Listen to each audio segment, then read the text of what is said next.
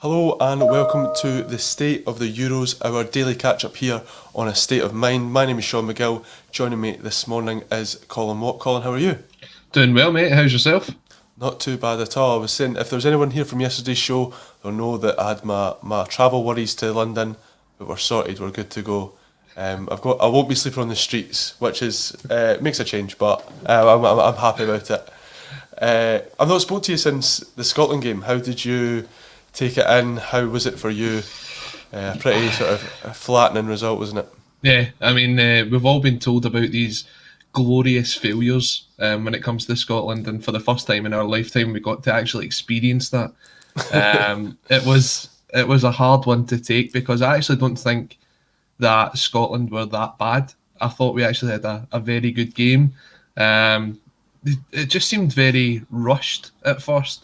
We were kind of going end to end, and we kind of bypassed that midfield, which is arguably the strongest part of the team. So I think there's a lot of lessons to be learned. But having looked at England in the other game against Croatia, I still think there's a very good chance we could get something at Wembley. So I've now said that, and we'll go and get Gub, but we'll take it from that.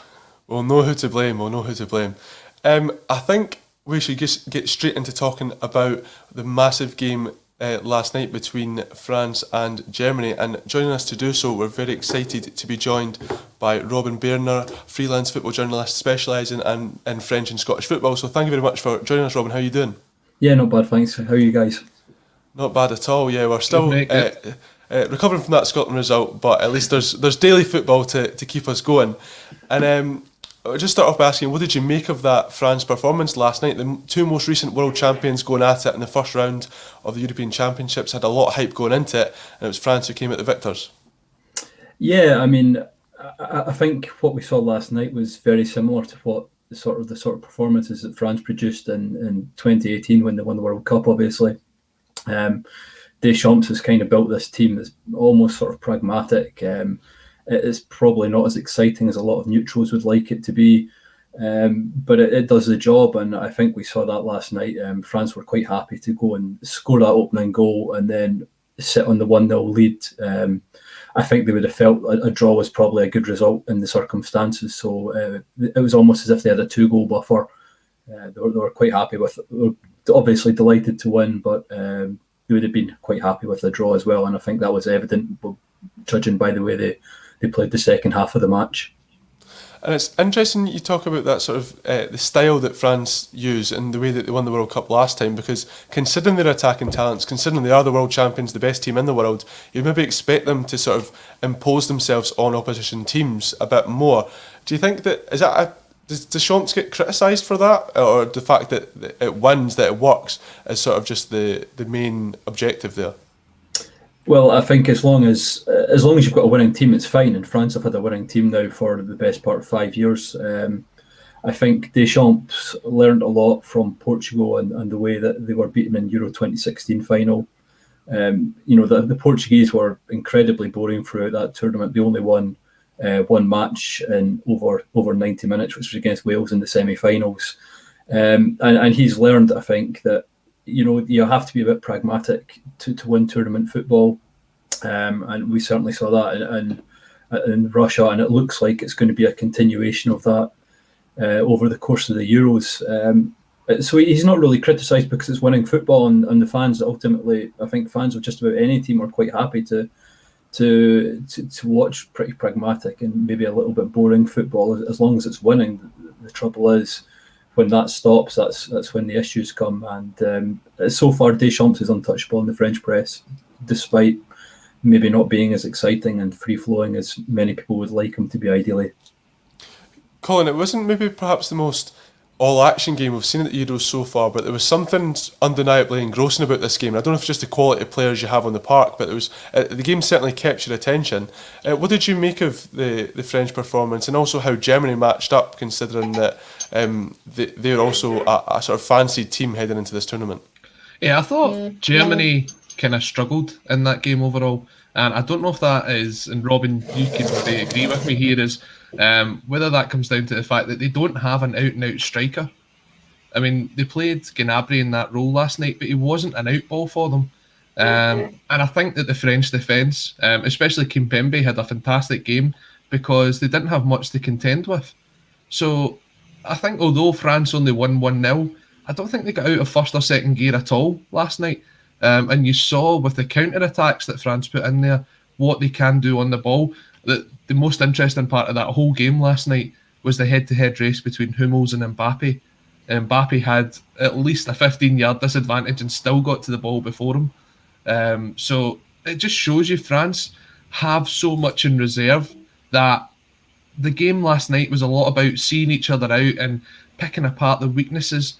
And I think definitely the right team won. I think France deserved to win that game last night. I think if you're a German fan, you're coming away a bit concerned because you're wondering where the goals are actually going to come from. Was it a case, Robin, you thought that Germany did make it a little bit easy for France in this game? Because they did seem to sort of progress the ball quite well and their sort of build-up play was all right, and then, like Colin's alluding to there, they got into the final third and sort of lacked that clinical edge. Yeah, I don't think there's any doubt about that. The French centre defence wasn't tested at all, and I agree that excuse me, that Varane and both Varane and Kimpembe were both very impressive. There were, I mean, if you look at the statistics, just purely on a statistical point of view, you'd think that Germany were much the better team. I mean, I think it was 10 shots to 4 overall, 1 shot on target each. Germany dominated possession. XG, they were well ahead of France as well, but there was never a sense that France were really under pressure. Mm-hmm. And I think in part that comes from the fact that France didn't see it as a much must-win game either, as I mentioned earlier, that they'd been quite happy with a point. But certainly the potential of the French team looked, when they went forward, they looked much more dynamic. They were much more purposeful. Obviously with this front three of Mbappe, Benzema and Griezmann. And they were a little bit unlucky not to win a penalty in the situation that Colin was discussing there when Mbappe completely outpaced Hummels. And then obviously they've got 2 goals disallowed for relatively marginal offsides. Undoubtedly both were offside, but that certainly showed the potential that France had. And you never got the sense that Germany had something that was able to sort of match that. There was the odd couple of break in the box. I mean, Gnabry had a shot that bounced over the top, and there were another couple of half chances. I think Gundogan had a decent chance, but these didn't seem to be come about because of any sort of game plan that Germany had. They seemed to be breaks of the ball or sort of hopeful crosses into the box that happened to find somebody. You never had the impression that Germany had a game plan that was going to really trouble France. How frustrating is that, by the way, the 2 offside goals? They are extremely frustrating. The fact that they play on for such a long period of time afterwards, I know that's the rules, but that goal from Mbappe that was disallowed, that's one of the best strikes I've seen this season. The way that he turns the guy inside out several times and then puts it in the corner, and then you're going, it's ruled out because of the way that the offside goes. If they just put the flag up right away, he could have saved himself the hassle. Yeah, I completely agree with you, particularly in that Mbappe goal, because for a start, he looked offside in the build-up to the play. And then beyond that, you're thinking that it's not a clear goal-scoring opportunity when he receives the ball anyway, so why is the linesman not raising his flag? The second one I felt was a bit more understandable, given that it was a through ball and you've got a sort of chance of getting it wrong in that sort of situation, so why not rely on the VAR? Which didn't do with the other goal that was scored. And actually, the linesman did flag Mbappe at one stage offside when he looked on. So it's just frustrating. I mean, particularly the first Mbappe goal, because it was such a brilliant piece of skill. And I don't understand why the linesman didn't flag earlier, because it did seem that there was a sort of 5-10 second period of play after that. And then if he's sticking his flag up, why not just going to VAR anyway? I mean, it didn't even go to VAR. Admittedly, the linesman was right, but I don't understand the logic behind waiting for that. It doesn't seem to do anybody any good in that situation. I think there has to be a sort of override there. When a goal's that good, just forget about the rules and give it. There's going to be a sort of weighted system there where you go, do you know what? I finished that good. Just give him it. I don't care if he was offside. Robin, it'll be interesting to ask you about Paul Pogba. Of course, it always seems to come up when he puts on the type of performances he does for France, that where are these from Manchester United? Patrick Vieira was saying in the studio before that in France they can't really understand why he doesn't perform for Man United. Would you agree with that in France the perception is that he's just a fantastic midfielder and it's something going wrong in England that is holding him back for some reason? Yeah, I mean, I would totally agree with that sort of perception. Obviously Pogba looks like a completely different player when he plays for France. I think he's given more respect in the French team. He seems to be given more respect in the dressing room, certainly from the coach. But it's difficult to work out why a player who's obviously so talented, playing for France and previously for Juventus as well, hasn't been able to find some kind of niche in the Manchester United team. And I think what's perhaps most puzzling is it's not been under just one manager, it's been under 2 or 3 different managers that he's been unable to find a place in the team. And he's a player that looks built for the Premier League in terms of his physique and what he can bring to a team. So it's really puzzling that Man United haven't been able to find a place for him in their team that's where he can be consistently effective. And Colin, I don't know about you, but one sort of black mark on this game for me was the incident involving Benjamin Pavard, because he said after the game that he was out for 10 to 15 seconds and he continued to play the rest of the game. And what we've learned about concussion and sort of the after effects of head knocks in football over the recent years, you'd think that, I mean, there's doctors on the pitch who know far more than me, but it just seems as though if you ask a player if he's all right to continue and he says yes, he's going to be allowed to continue in games like that. And it's a little bit worrying going forward, I would think. What did you make of that? Yeah, it was interesting to see that basically the old magic sponge was replaced by the cold ice water bottle yesterday. It was a case of just squirt some water on him and get him back on the park. And as you said, we've got these protocols in now. You can go and do the concussion test and you can bring someone on, replace him for 10-15 minutes, and then if he's okay to continue, you can do that. But it was just a case of yesterday, Pavard's like, no, I'm back on. And there was no question marks about it. So if we are going to be serious about these concussion substitutions, then you have to follow it to the letter of the law. If that is available to them, you've got to go and do it. You don't just say, oh, we'll leave it to the player's judgment. No, it's just a case of if you go down with a head knock and the doctor thinks you need checked. Don't leave it to the player, because as you said, the player's always going to come back and say, no, I'm fine, because it's such a big occasion and they want to play. And speaking about black marks as well, I'd be interested to hear Robin's take on Rudiger and Pogba just before half-time. Was it a wee nibble or was it a deliberate bite? Well, Pogba's obviously been out in the press and said he felt he was nibbled. It's a strange one because obviously you guys have seen the same footage that I've seen. It looks like Rudiger's almost put his teeth against Pogba, but not actually bitten down. It's a really funny incident. I mean, it's not quite a bite, is it? And it's you probably wouldn't even describe it as a nibble. But why are you putting your teeth against somebody's back? It's just one of the most bizarre things I've seen on a football field. And obviously Rudiger had come out before the game and said that Germany were going to be quite happy to play dirty. So it doesn't really reflect particularly well on him what's happened, and it'll be interesting to see if UEFA do decide to take any subsequent action about it. And looking forward now, Robin, would you expect France to make any changes for the next game against Hungary? Because of course, France, like we spoke about earlier in the show, seem quite comfortable just sitting in and looking to catch teams on the break. But you'd imagine that would be Hungary's approach as well. So can we expect any sort of tactical differences to try and break down the Hungarians? I think one of the beauties about this French team is that because of the players they've got, they're still capable of playing in several different ways, even with the same sort of players on the team. You've got Griezmann and Benzema, who are obviously very technical players, and Mbappe to an extent as well. So they're well used to breaking down deep lying blocks. So I don't necessarily think we'll see any change in terms of the front three. In the middle three, we might see a little bit more technique come in, which could mean that maybe Thomas Lemar comes and starts on the left in place of Adrien Rabiot, or Corentin Tolisso gets a start. Deschamps isn't somebody who's likely to completely overhaul his team, but at the same time, he won't be afraid of making small changes to the side either. Obviously France's fullbacks aren't necessarily the most attacking. So maybe Luca Dean might start on the left, although I don't think there'll be any change in the back four. I think that's an area where Deschamps will be pretty keen to just keep things steady and try and build an understanding between the defence.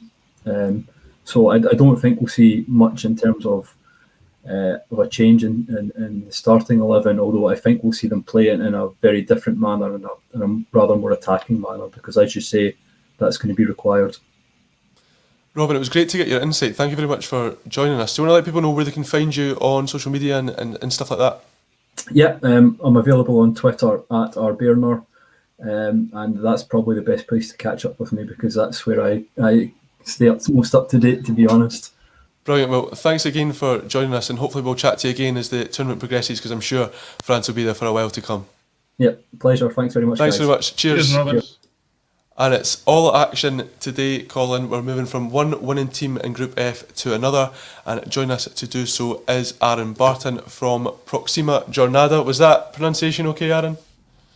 Yeah, it was Not too bad. Yeah, it wasn't too bad at all, mate. Yeah. And you cover all things all things Portuguese football in English, and it was a strange performance from Portugal, because we know it's a very different team from the one that won the European Championships back in 2016, a lot more attack and flair, but we didn't really see that come to fruition until the final 10 minutes last night. Yeah, I felt, to be honest, the team that we went with, maybe in midfield, they could have done with a bit more creativity to start off. I thought first half Portugal played well, to be honest. I saw a lot. Obviously, going in at 0-0, it's easy to say that obviously should have done more. But you think about the Diogo Jota chance, if he squares that to Ronaldo, it's 1-0. And then obviously Cristiano has that chance where it comes across him in the box. And you think if he would have scored early on, it may have been a rout, because I think Portugal are one of those sides where confidence from that first and second goal, that's what sort of, and especially when Hungary had to come out. And we saw in the last 10 minutes, I mean, that third goal, the football was what we wanted to see all day. 33 pass move, finished off by Cristiano rounding the goalkeeper. But yeah, I think a lot of people were disappointed, especially in Portugal, with the starting 11, going with both Danilo Pereira and William Carvalho in the midfield, thinking, was it better to maybe go with a 4-3-3 and just have one sort of number 6, and then have like a number 8 and another central midfielder in there, which someone like Renato Sanchez, who when he came on changed the game. I thought he should have came on, to be honest, at about half time, because you could see that the way Hungary was set up, Portugal needed someone who was going to pick up the ball and drive through midfield, and that's exactly what he did when he came on. Hungary's approach didn't change for when he came on the pitch. It was the same, but he just suited what was going on the pitch a lot more. So yeah, but to be honest, the substitutions, the early substitution, again, Rafa Silva was a bit of a substitution that surprised me myself. I thought that there'd been other substitutions that had brought on before him, and he made a couple of mistakes when he first came on, and I thought, oh, here we go. But then provides, he's got pace and he's got legs, and he gets in behind, he gets pulled down for the penalty, and then also provides the assist for the third goal. So that's why Fernando Santos is in charge and I'm not. It's interesting you mentioned Renato Sanchez there, because I completely agree with you. I thought he was fantastic when he came on, and of course it was the last European Championships where he announced himself Golden Boy. It was going to be the next big thing, and we know that sort of waned away until this season, where he seems to sort of come back out again. So what's the perception of him in Portugal? Is there still hope that he could really sort of make his mark on the international stage? Yeah, of course. Yeah, I mean, to be honest, this season and also last season, he was unbelievable at Lille last season as well. Obviously, this season's got a bit more attention because they've obviously won League One, so a lot more attention has been focused on that side and the players from that side. But yeah, he's been consistently performing now for, as I say, the best part of 2 seasons. Internationally, whenever he's called up, he always offers something a little bit different. You're still astounded when you hear his age, because obviously based on the scene, so young, and what happened at Bayern wasn't the best, and then obviously had that disastrous loan at Swansea City. But now he's fully just got his head down, worked, and then, as I say, internationally, the Portuguese people Still love him after 2016. He was slowly coming into the team in the Euros, and then towards the end of the tournament, he was an integral part of it. And I think there's that hope, that he's still probably one of the only players who has sort of those attributes. Because yesterday you were hoping to see someone like Bruno Fernandes pick the ball up and do the same thing, but he was playing a little bit further up on the pitch, so it's hard for him to come deep, and he was trying maybe 1-2s and trying to get up the pitch using like short pass movements, whereas Renato is he will just pick the ball up and just run straight. That's one of his best attributes, his best qualities, is running with the ball. And it's not even the most, it's not the prettiest of runs for the goal. He's sort of just bouncing off everyone, but it shows his strength, his ball control, and it's just his willingness as well. But I think in Portugal, a lot of people are calling him to start against Germany. I wouldn't be too hasty, only because I think the side that we saw yesterday would have pretty much been my side for someone like Germany, maybe a stronger outfit than Hungary. I'd have probably put Renato in there yesterday from the start in place of one of the other two, maybe. But no, we'll see. I mean, I didn't actually catch the Germany-France game yesterday. I was sort of catching up on it this morning. And the bits that I've saw from Germany, I think, in terms of Portugal's approach play, I don't think they'll change too much in terms of the team. Probably won't take the game to Germany in the same way that they tried to do to Hungary. But that's Germany will come further up the field and try and obviously press for the ball and take control of the ball and dominate the game. That suits Portugal down to the ground. They win championships doing that. So, I like this side because I think it's got that same sort of steel the 2016 side had, but also, I mean, as we saw yesterday, it was only the last 10 minutes, but you compare that to 2016, Portugal didn't win a game in normal time until the semi-finals, so they've already topped last year's group stage performance, 2016's performance, and he played Hungary in the groups and drawn 3-3, so yesterday was a massive improvement.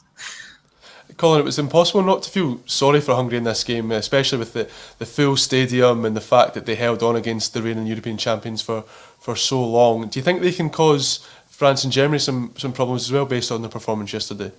Yeah, well, we were speaking to Kevin McCluskey on Friday on the Euros preview show that we did, and he was saying that he thought that there was every chance that Hungary could cause an upset at this tournament. And I tell you what, for the first 75-80 minutes, I was thinking, this is very, very similar to the Spain-Sweden game. One of those games where you knew that Portugal were the better side, but it was a case of could they make that breakthrough? Mm-hmm. And if they didn't, it was going to go on to finish 0-0. So I think the fact that they had, 67,000 there yesterday, which that in itself was an incredible sight to see. I think that really helped drive them on. Again, another one of these offside decisions where it was clearly offside, but it takes far too long for it to be given. But yeah, Portugal showed their class in the end. And I think if there's going to be an upset at this tournament in this group, I think the Hungary-Germany game could be one to watch out for, because obviously France, Germany, Portugal think they're going to get in those top three positions, which should be enough to get them through to the next round. But Hungary might have a word or two to say about that. And Aaron, I think coming into this tournament, a lot of the talk was about this sort of new breed of attacking Portuguese talent, but Cristiano Ronaldo made it so that there's no way you can forget about him, considering his 2 goals towards the end of that game to make him the top scorer in the history of the European Championships. Was that him just sort of saying, I'm still the key player on this Portugal side? Yeah, quite possibly, to be honest. I think he'll have been made up with that second goal, especially because, according to most fans these days, penalties don't count. So, the first goal wouldn't have counted. I was absolutely delighted for him. First off, things...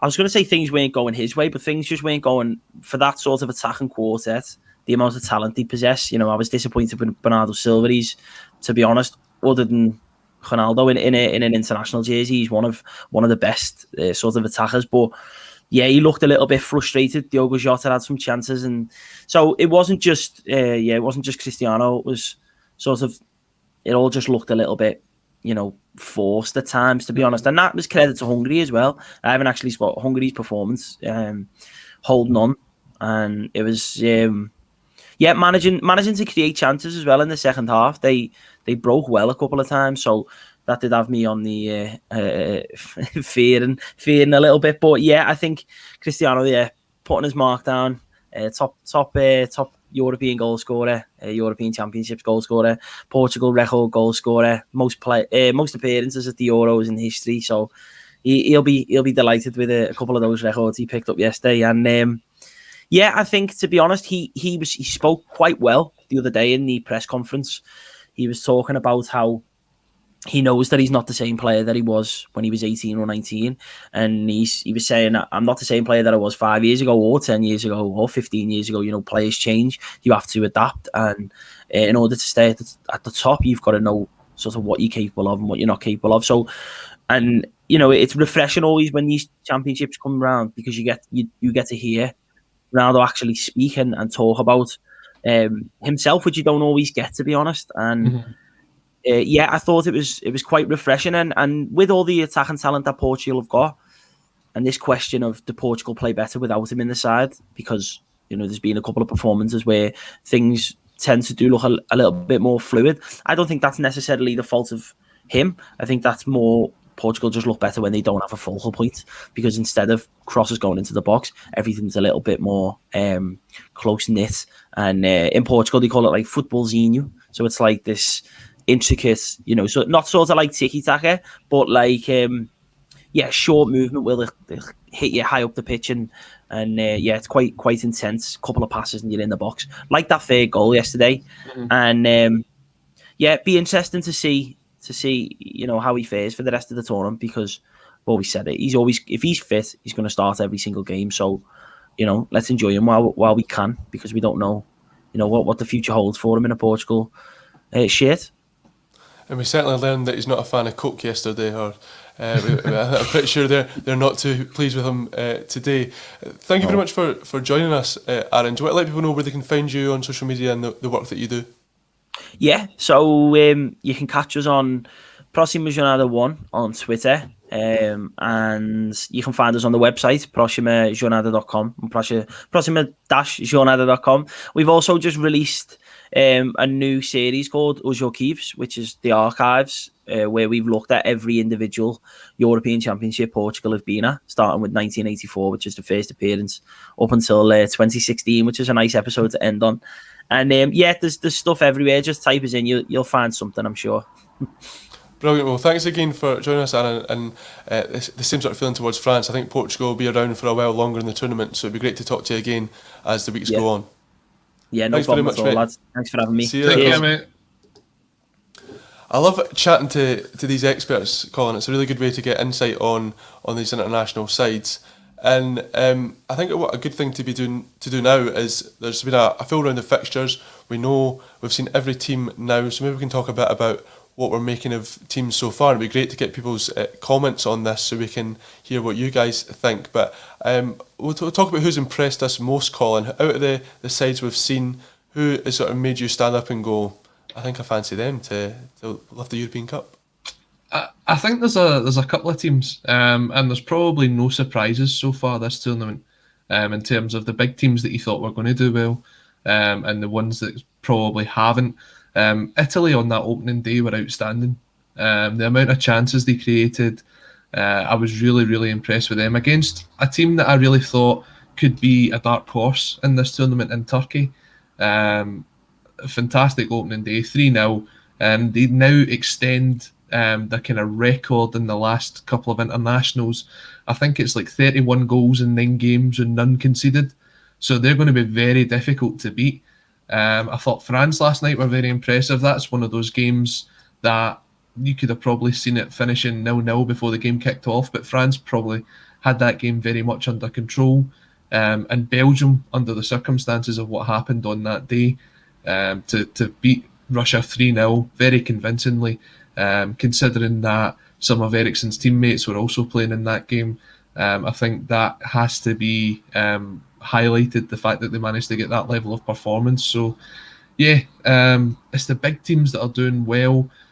Some of the teams that we thought would struggle have struggled, but it's great to see some scenes like Pandev scoring for North Macedonia. That was outstanding to see a team like that. And let's say goal of the first round probably goes to Sheik, unfortunately. Yeah, I mean, you can't argue with that, really, I don't think. I mean, I loved Portugal's goal. There was a couple of crackers in the Ukraine-Netherlands game, but, I mean, people are talking about that as Schick's goal was one of the best in the history of the European Championship, so I don't think we can really disagree with that one. Sort of to come back to Italy, of course, they play tonight as well. I thought, first of all, when people were sort of tipping Italy, that it was perhaps looking too much into qualifiers form, because, I mean, England usually walk their qualifiers and they get to a tournament and don't perform too well. And I thought maybe people were buying into that a bit too much. But then you look at that squad and or the starting 11, and it's a very, very well balanced side. And that midfield, I mean, I wouldn't fancy. I think that midfield matches up against any international level. I mean, Jorginho, I think, is one of the few genuinely underrated players in Premier League football. Everyone who plays with Jorginho seems to rate him so highly. The way that he can just dictate games, he breaks them up.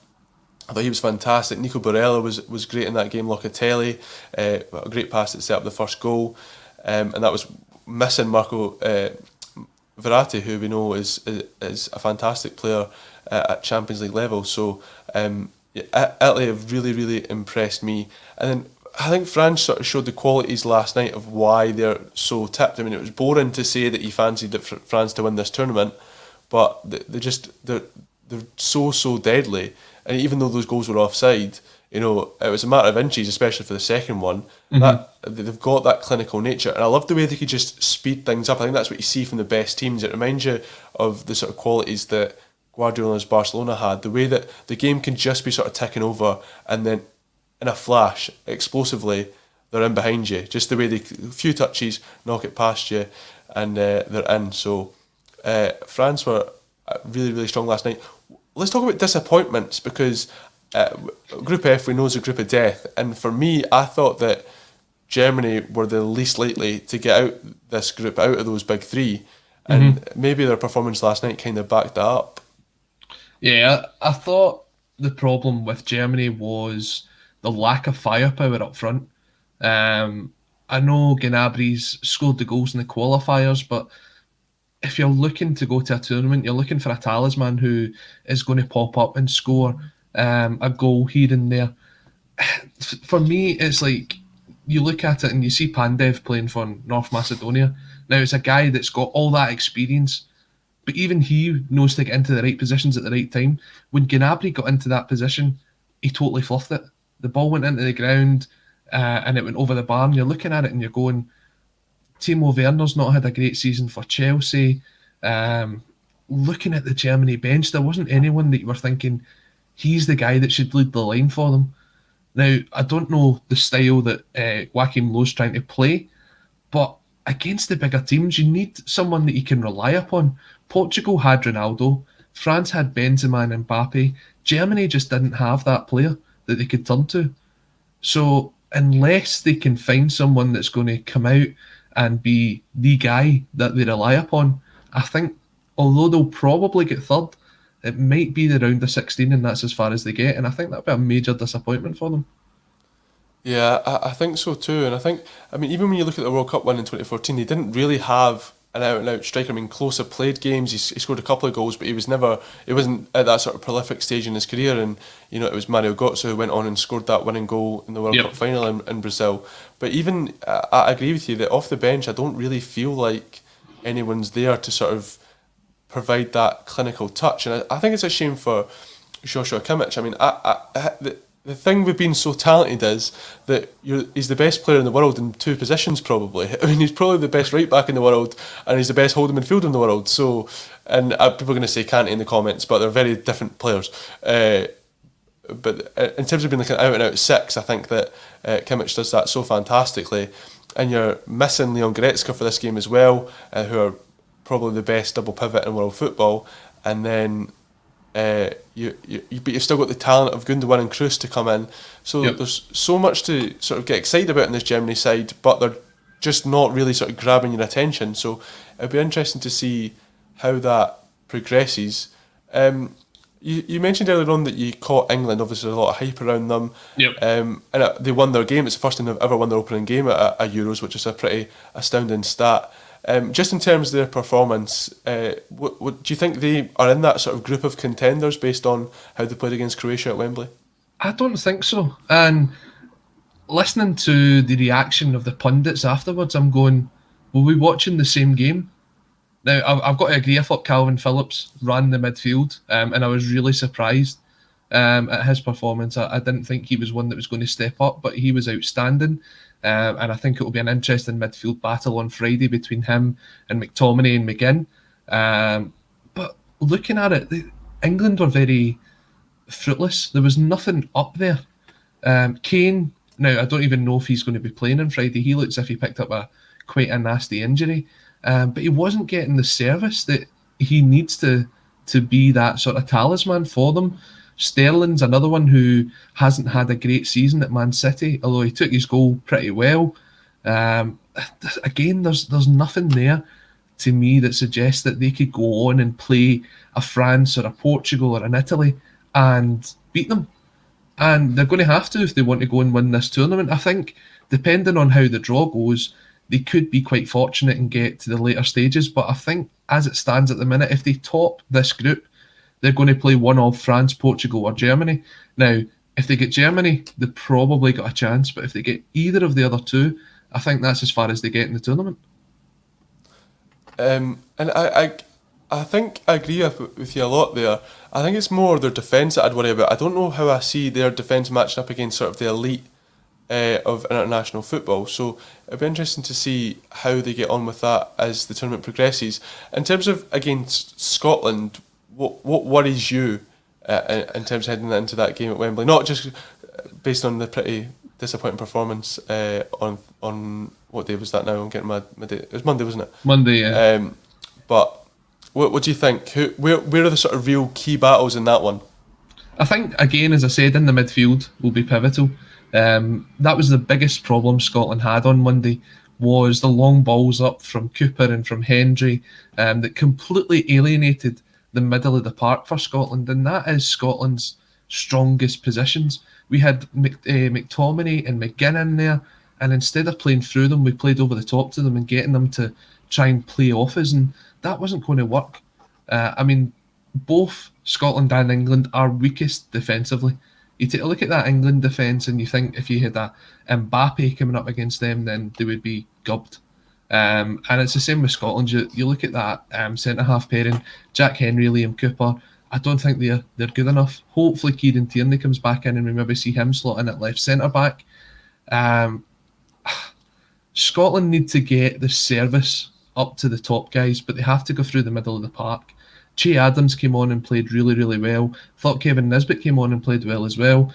Lyndon Dykes, you're hoping that he holds the ball up, but Ryan Christie wasn't playing great off him. So I think Steve Clarke will need to change that up. I'll be looking to see people like Ryan Fraser and James Forrest given a chance on Friday and actually take the game to England. There's nothing now for Scotland to lose. You want to go down to Wembley and actually give them a go. Because I think if you get England on the back foot, that's when they're most susceptible. And you just got to go for it. We've waited 23 years to get to a tournament. There's no point getting out of it being so defensive. At least go and have a go. And if you lose 1-0 and you've given it everything that you can, then nobody's going to criticise you. But if you go out and put a team out in the park like you did on Monday against the Czechs, a team that probably with the best chance of beating, and you play like that, of course you're open to criticism.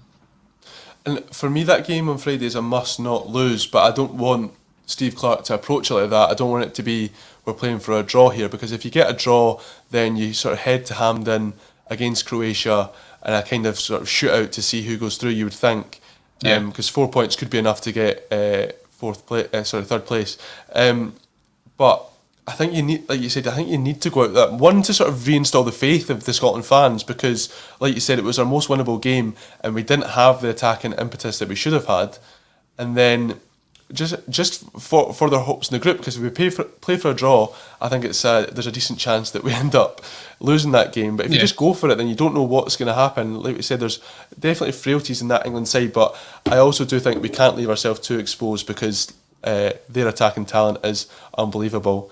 And I don't know how I feel about the likes of Phil Foden, Jack Grealish, Harry Kane, Jadon Sancho going at our defence. To be honest, as long as you don't play Stephen O'Donnell, I think you saw on Monday that Stephen O'Donnell isn't up to that level, and you've obviously seen him play numerous times, Sean, but I think he's a good Scottish Premiership defender, but making that step up to the next level, I'd have to throw Nathan Patterson in, and if it's not him, then you're looking at Ryan Fraser or James Forrest to play right wing back. Yeah, I mean, I said this on yesterday's show that I was getting stick from my pals as if I'd called Stephen O'Donnell up to the Scotland squad myself just because I'd watched him play for Kelly for a couple of seasons. I thought I really liked Stephen O'Donnell at Kilmarnock. I thought he was one of our best players. He's one of the best right backs I've seen play for us. Maybe not a massive statement that, but I think it was pretty obvious that he wasn't an international player. But to be fair, I think he deserved a start yesterday. I think there was a really, really poor game against Russia. I was at Hampden for that game, and Stephen O'Donnell was really, really poor, and everyone said he shouldn't play for Scotland again. And sort of incrementally since then, he's got better and better. I think he's put in some pretty good performances for Scotland in big games as well in the Nations League and the playoff in Belgrade as well. So I think he did deserve a start yesterday, but I think I would agree that Nathan Patterson should be given the chance because he seems fearless, I think.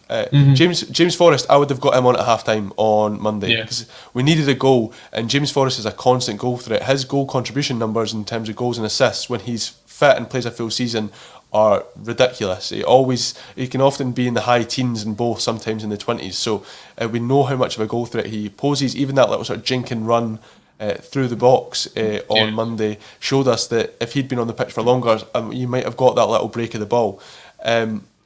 But I think Nathan Patterson, with his sort of energy against the likes of Foden, Grealish, Sterling, and could be an asset to Scotland. And I reckon, I mean, Stephen O'Donnell's confidence looked shot from the moment it started yesterday on Monday. Sorry, I mean the ball going underneath his foot, the time when he managed to tackle Ryan Christie. It just seemed like that the occasion got to Stephen O'Donnell. I think. And I'm not sure that would be the case with a Nathan Patterson. I think he would just sort of head down, get stuck in. But hindsight's a wonderful thing, and that's what we keep talking about in terms of this Scotland performance. Let's talk a little bit about the games that are coming up later today as we look to wrap up the show. Finland take on Russia at 2:00, and it was a massive win for Finland. Of course, it's been lost in the shuffle, rightfully so, considering the sort of traumatic scenes involving Christian Eriksen, and we're very, very glad that he's doing better now. But Finland, in their first game at a major tournament, managed to get that win, and Russia, on the other hand, who were putting a very good performance in the World Cup and they're on home soil, got to the quarterfinals. They seemed a long way off the side of before. So Finland get a point from this one, and they're almost guaranteed knockout football. Yeah, I think they're through if they get anything out of this game today. I think the most interesting thing about this game is the Russians, and you look at that squad and you're going, that's the same nucleus of the squad that they've had now for the past maybe 5 to 10 years. It's a very, very aging squad, but they do have a lot of players that are very capable. I think this is one of those ones that you probably be able to miss this game today.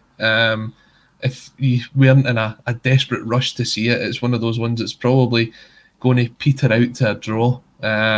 Finland, again, should that game have continued on Saturday night? For me, definitely not. I think it was horrendous from UEFA that basically forced them to play that game. I know they hear that Eriksen had said to them, look, go on and play it, do it for me and stuff like that, but that's all well and good until you're back on that park and you're back in that scene, which was horrendous to watch. And the likes of the BBC and everyone else that showed all that footage really need to take a good hard look at themselves to show people being given CPR and to be defibrillated on the park, and then zooming in on Christian's wife. It was disgusting to watch. I was in the fan zone at Glasgow Green, and everyone's going, why is this still on? You have to cut this feed. But yet they continue to show it, and it's fantastic to see that he's doing well now. But if you were one of his family and you were watching that must have been heartbreaking. They should have cut that a long, long time ago. But yeah, back to the game today. Finland, Russia. I'd go with a 1-each draw. Yeah, I think I expect a draw in this one as well. And I mean, Russia got a lot of criticism for the performance against Belgium, but we know that Belgium are going to be one of the favourites for this tournament. We saw that in the way that they played. So it would be interesting to see if Russia can step it up a level against a team who I think on paper you'd expect them to beat, but I think we've seen from Finland that they've got a real fighting spirit and also some quality as well. I mean, of course, Teemu Pukki up front. And I thought Glenn Kamara was great in that game despite the circumstances around it, and it's no wonder really that Premier League sides are interested in him considering the way he strolled that international game. Mm-hmm. Yeah, definitely showing his class, and when you look at that Finnish side, there isn't a lot of class in there. You see Pukki, you see Kamara. Apart from that, there isn't really someone that you'd say is either a household name or someone that's kind of on the verge of a move to the bigger leagues. So they are a side that are very similar to the Welsh side from 2016. They have a lot of courage and spirit and togetherness, and it could be that they get far in the tournament from that. If they work hard as a team, that generally helps out at international football. You've seen the likes of Wales and Northern Ireland do really well because of that. And I think Finland, they get a point today, they're through to the next round. I'm not sure who they play, but I could see them maybe getting through at least one other round. I love the Finnish centre-back O'Shaughnessy. I think it's just brilliant. A guy from Finland with the most obviously Irish name you could ever... I mean, that game there was an O'Shaughnessy for Finland and a Delaney for Denmark. So it's certainly some... the Irish making their mark in this tournament despite not qualifying. We'll move on now to Turkey against Wales, and this one's essentially going to be a home game for the Turks considering their strong links between Turkey and Azerbaijan. The game's in Baku. I mean, that stadium was pretty empty for Wales' first game. Expected to be a lot more lively for this one. And Turkey, I think we spoke about sort of disappointments earlier in the show, and everyone had them pinned as these dark horses, and yes, they came up against a very good Italy side, but they were massively disappointed in that game. They didn't even register a shot on target. So to be successful in this one, Wales are going to defend resolutely, and they're going to have to find a way to get Burak Yilmaz into this game, because you saw little flashes against Italy in Rome that he is the key if they're going to have a successful tournament. Yeah, definitely. He's sort of been the talisman for them for a long time now. And you look at guys that are playing sort of off him, guys like Under, they've got to sort of support him up there. I feel as if he was a bit of a lone figure on Friday night against the Italians. You're hoping that if he gets a bit more service, he'll be able to create something for them. But Wales, actually, they were quite impressive to come back from being one behind to the Swiss. It was a fantastic goal by Kiefer Moore to bring that back again, but a lot of their bigger players, you're talking about guys like Gareth Bale, Aaron Ramsey, Daniel James, I think they didn't really show what they're capable of. I think Wales came away from that game pretty disappointed that they didn't pick up the 3 points, but they didn't do enough to deserve it.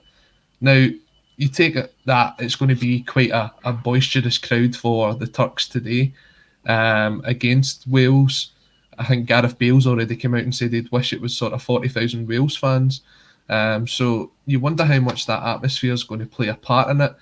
Turkey have a lot to prove to themselves after Friday night. I think they thought they'd be able to go and give Italy a good game, and it was pretty sort of one-sided, as you say. Didn't really register a shot on target. They were very unfortunate with their own goal. That was just one of those kind of horrible ones to see. I think today's game will be very close. There might be the odd goal in it. If Wales lose today, I think they'll struggle to get out this group. They're not going to pick up the victory against Italy, I wouldn't say. Turkey then go on to play Switzerland, a game that they can pick up points in. So Wales will be going all out for the victory, I think. But that could play into the Turks' hands, and on the counter-attack, I think Wales could be susceptible. I'm going to go with a 2-1 Turkey victory here. Yeah, I think that this game is... Both teams like counter-attacking, so that's not always the best sort of clash of styles to get a good game of football. But Wales disappointed me because you know how deadly they can be on the counter-attack. I mean, Kiefer Moore's a great focal point. I loved his header for that goal. I thought it was a really great header. And especially considering his history of he's fractured his skull previously, and the fact he's still so busy in those aerial battles. I mean, he's getting himself about. He's not scared. He's not worried about hurting himself again. So he's a player that I really like. He's definitely got sort of like cult hero status, I think. But then behind him, that sort of attacking trio, one plays for Real Madrid, one plays for Juventus, and the other plays for Manchester United.